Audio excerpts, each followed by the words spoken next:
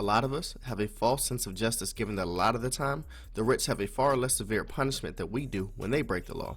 Sometimes that is the case, but other times rich people get exactly what they deserve.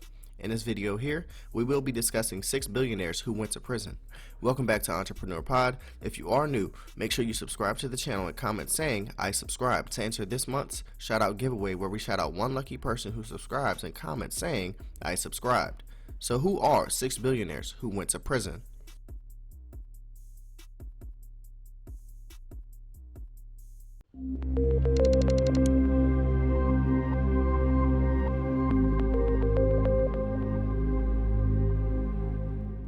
In 2017, Lee, the vice chairman of Samsung Electronics, went to prison for 11 months. He was imprisoned for trying to bribe Choi Soon-sil with $38 million to win the approval of the merger between Samsung C&T and Chill Industries.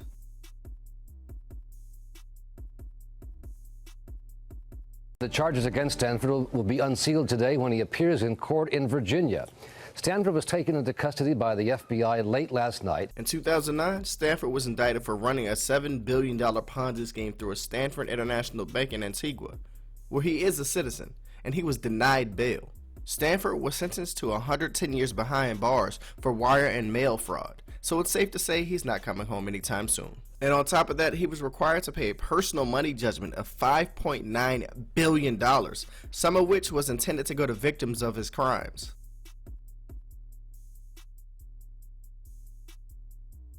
Billionaire Raj Rajaratnam goes on trial today. The hedge fund manager accused of pocketing $45 million from insider trading. Raj was arrested in 2009 by the FBI for insider trading, and a jury found him guilty of 14 counts of fraud and conspiracy. In 2011, he was sentenced to 11 years in prison, ordered to give up more than $50 million, and pay a fine of $10 million as well. Now, thanks to the First Step Act, he is released from prison because he is over 60 years old and has diabetes.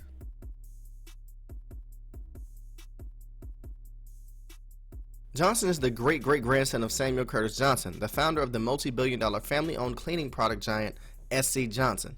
In 2011, he was charged with the repeated sexual assault of his then-teenage stepdaughter, which could have locked him up for 40 years, but the teen refused to give up her medical records, and after a 3-year litigation battle, Johnson took a plea deal, which only netted him 4 months in jail and a $6,000 fine. He only served 3 months.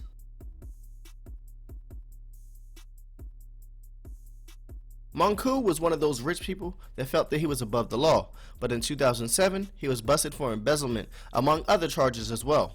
He also was involved in some insider trading that benefited his sons in enormous returns. But just like other rich people, he was sentenced to 3 years in prison and only served 2 months. He was released and eventually pardoned because he was too important to the nation's economy to be in prison. Now, as part of his deal, he did give the country $1 billion to do whatever they wanted with it.